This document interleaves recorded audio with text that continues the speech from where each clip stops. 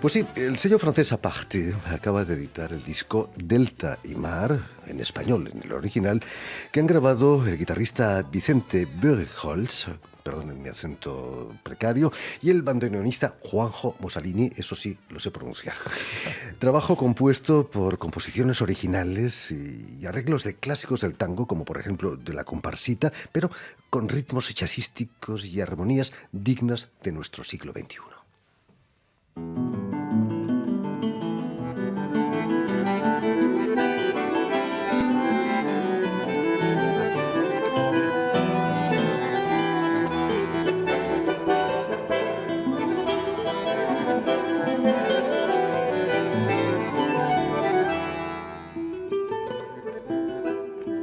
Y para hablarnos de ese disco y de su trayectoria en el mundo de la música, ya tensa, por cierto, Juanjo Mosalini ha sido tan amable de venir a nuestros estudios. Buenas tardes, Juanjo. Buenas tardes. Y sobre todo, muchísimas gracias por haber aceptado nuestra invitación una vez más. Un placer. Permíteme que explique antes que nada que has nacido en Buenos Aires en 1971, pero que vas a venir a Francia con 11 años. Cuéntanos cómo fueron esos 11 años en Buenos Aires sin tu padre, porque tu padre estaba aquí en Francia tocando el bandoneón, por cierto. Bueno, son los recuerdos de la infancia, son recuerdos de una infancia en una década de dictadura. O sea, pese a mis pocos añitos, perdura la noción de lo que era Buenos Aires, lo que era la Argentina en esa época. O sea, una presencia militar y policial. Son recuerdos de niño. O sea, no poder ver un dibujito animado porque una vez más estaba el dictador en la televisión. Son cositas de ese tipo, pero que quedan en la memoria. Y que hoy, con lo que uno sabe de la historia y de lo transcurrido, se vuelven a la superficie, ¿no? Uno se da cuenta enseguida de lo que se vivía en aquella época. Y bueno, mi padre se tuvo que ir por esas razones. Otros han sufrido destinos terribles y es eso sobre todo, ¿no? Los recuerdos del punto de vista político, pero a su vez la niñez en el país que considero mi país. O sea, si intelectualmente soy francés, porque como adolescente fui al colegio en Francia y todo lo que viví como adulto luego, en el corazón no deja de llevar un lugar preponderante la niñez en Argentina y el primer pasaporte, que es el argentino.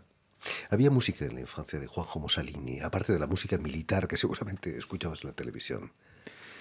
La música era sobre todo la música rock, la música pop, lo que llegaba de España, Joan Manuel Serrat, me acuerdo, cosas de ese tipo. Y cuando iba a lo de mi abuelo, todo el tango y cosas que se escuchaban también de mi padre, que llegaban de lo que él comenzaba a hacer. Aquí su primer disco de bandoneón solo en el 77, con un poema magnífico de Cortázar. Y la relación con la música era la no de un hijo de músico, porque como mi padre no estaba, era más el de cualquier niño. Pero es un país donde la música forma parte del cotidiano, en todo caso, en esa época. O sea, se cantaba, se tocaba. Mi abuela cantaba canciones gallegas. Era un paisaje de inmigrantes con todo lo que eso implica. Juanjo, ¿qué supuso para ti venir a París para unirte de nuevo con tu padre? Es un mundo totalmente distinto en los ojos de un niño. Lo primero que me choca, y yo había escrito un tema que creo que pasamos en la última emisión, son cosas muy sencillas como paletas de colores inexistentes de un país a otro. Bueno, París tiene una riqueza de tonos de grises muy particular. Qué sé yo, son recuerdos así puntuales como los faros amarillos de los autos, como Olores, cosas, quizás. olores, bueno, son muy fuertes los recuerdos olfactivos, pero sí, son eso y también la ciudad cosmopolita que es París, ¿no? O sea, encontrarse en el primer año que llegué en un aula que estaba dedicada a los extranjeros y bueno, mezclarme con asiáticos, con africanos, con españoles, con portugueses, este, y, y bueno, la confrontación directa a otra realidad, porque si hoy existen varias realidades, en aquella época era aún más notable las diferencias de un lado y del otro del charco, como decimos. Imagino que fue una alegría el reencuentro con tu padre, pero quedó algo de nostalgia por Buenos Aires en esos años de adolescencia. Es un sentimiento muy tanguero, sí. No sé si lo cultivamos a posteriori o si es real, pero sí, queda una nostalgia como la que puede tener cada uno de nosotros, de la nostalgia de la infancia, de la sencillez, de la familia, de todo eso. Pero me doy cuenta que es una nostalgia de algo que no es una nostalgia de un país, sino de una época. Es algo que ya no existe. Es una Argentina un Buenos Aires que tenía una cierta vida que hoy es muy distinta. Si bien está renaciendo en estos últimos años a nivel cultural, han ocurrido cosas muy gratas, pero bueno, los cambios actuales no dejan ver un futuro que siga en ese sentido, lamentablemente. Juanjo Mossalini, teniendo un padre como el que tienes, era inevitable que estudiases música, ¿no? Pero me decías que empiezas con el piano.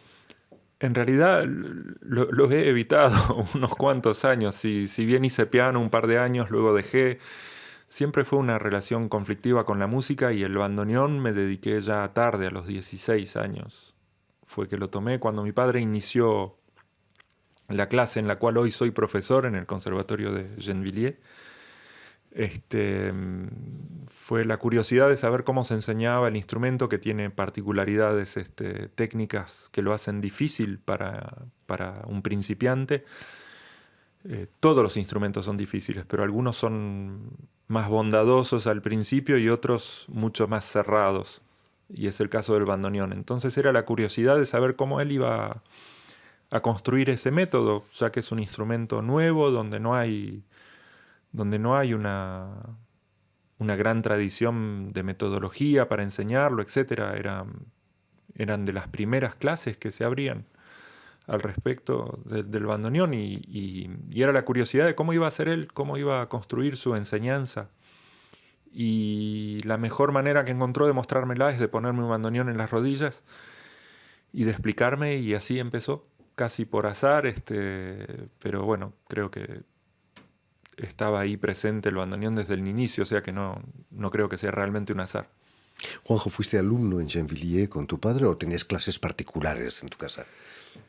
Las clases con un padre son algo complicado. O sea, es más, fue una clase perpetua. O sea, era constante la relación al instrumento. Cuando le poníamos fecha y hora, la clase no duraba más de 10 minutos porque creo que sobre todo por culpa mía terminaba mal la clase.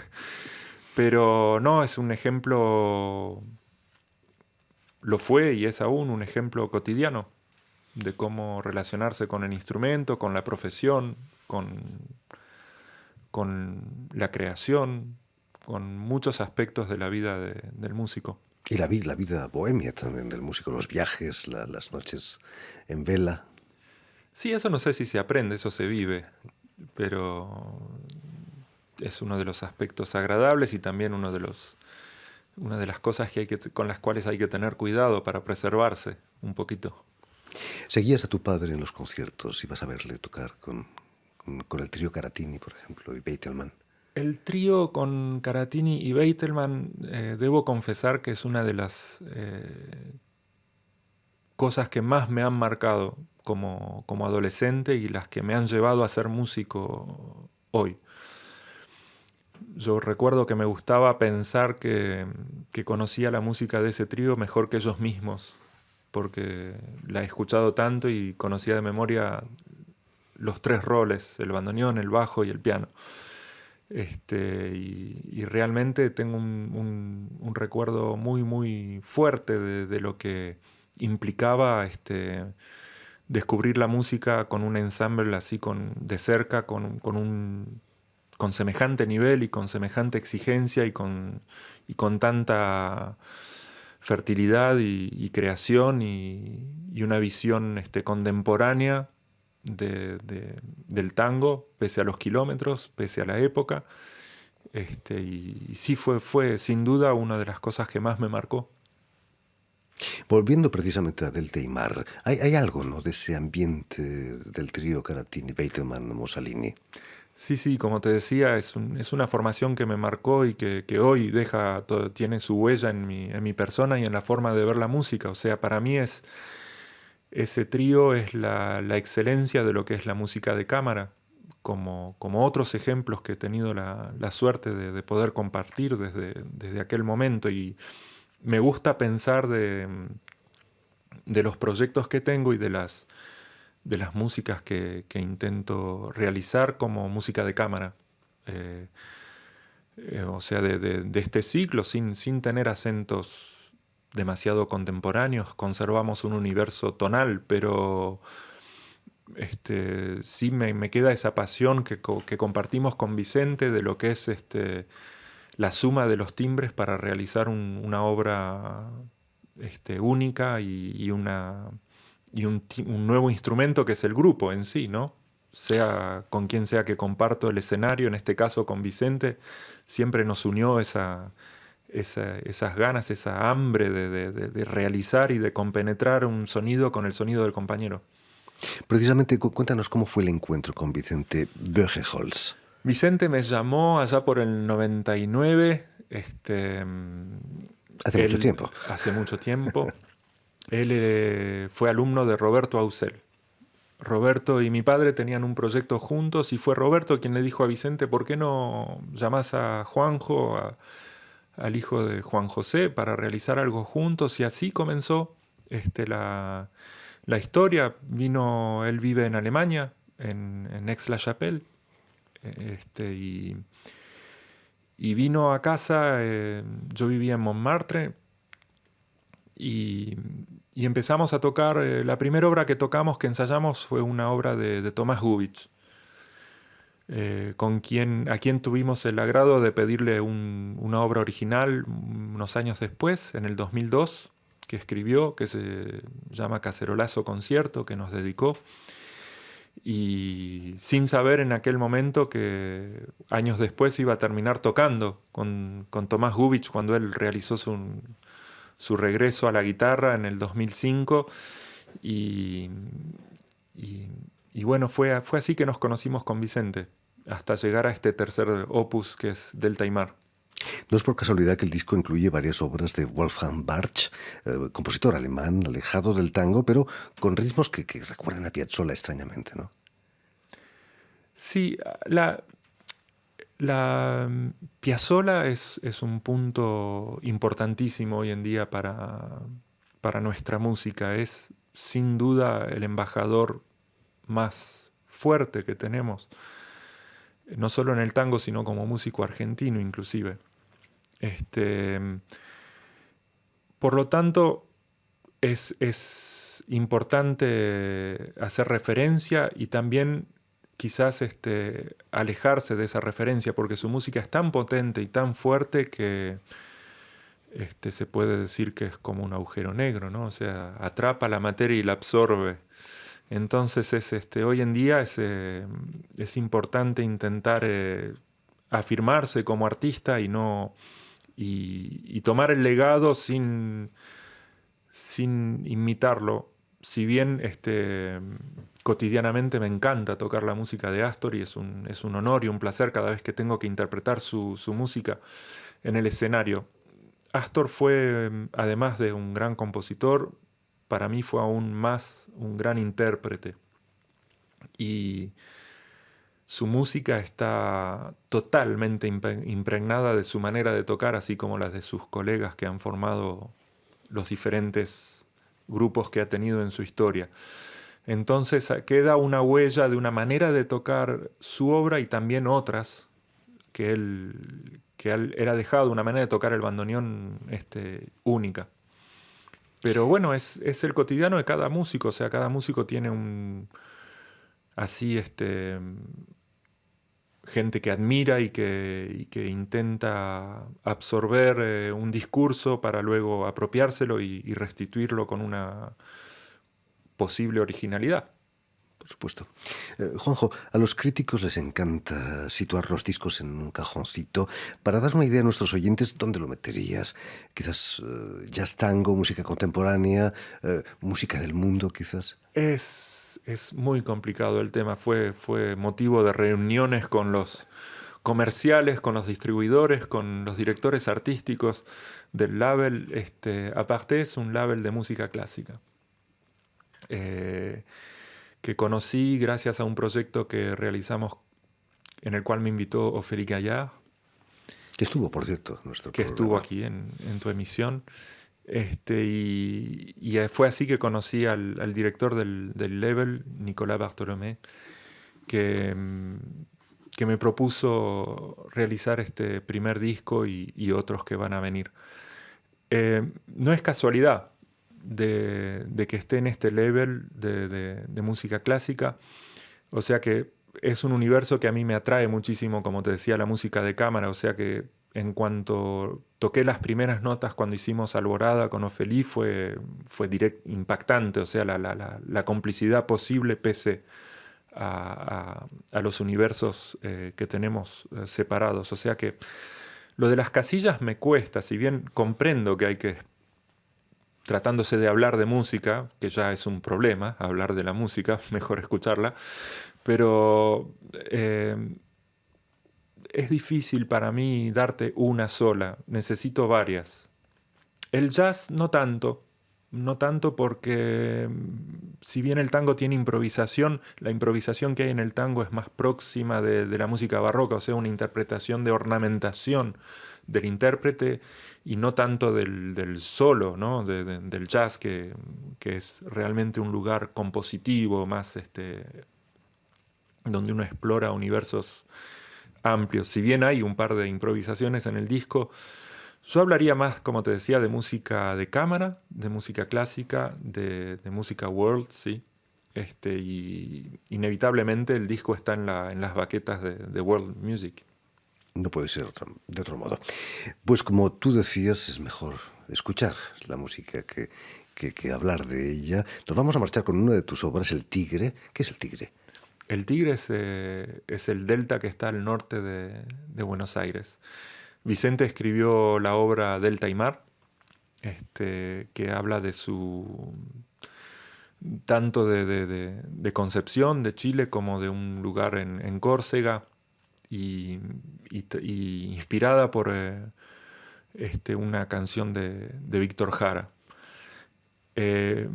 Cuando trajo la obra, que me encantó enseguida y que tenía todos esos colores, y me parece que Vicente en esa obra logró mezclar tanto la milonga argentina como ritmos de folclore chilenos y argentinos, yo quise escribir algo en espejo, en reflejo a esa obra, y me pareció evidente buscar en mis recuerdos los paseos por ese delta, por el Tigre. Que está al norte de Buenos Aires. Entonces la obra está inspirada en eso. Es una mañana que uno sale de Buenos Aires y a 1 hora de auto se encuentra en unos paisajes que parecen casi otro continente. O sea, se parece más a Asia o a cosas muy... Es un viaje que está a kilómetros y que sin embargo parece darle la vuelta al mundo. Entonces habla de eso, de lo que es ese lugar tan particular del norte de la provincia, que es el Delta del Tigre, del Paraná. En fin, pues ya lo saben, Delta y Mar, disco que han grabado el guitarrista Vicente Bergholz y el bandoneonista Juanjo Musalini, ha sido editado aquí en Francia por el sello Aparté. Muchas gracias, Juanjo, por haber estado aquí. Un placer. Y mucho éxito con este disco. Y si quieren volver a escuchar íntegramente esta emisión o incluso verla en vídeo, pueden hacerlo en nuestra página RFI en español o también en la página Facebook de la emisión El Invitado de RFI. Gracias de nuevo y nos vamos con El Tigre, una obra de Juanjo Mussolini.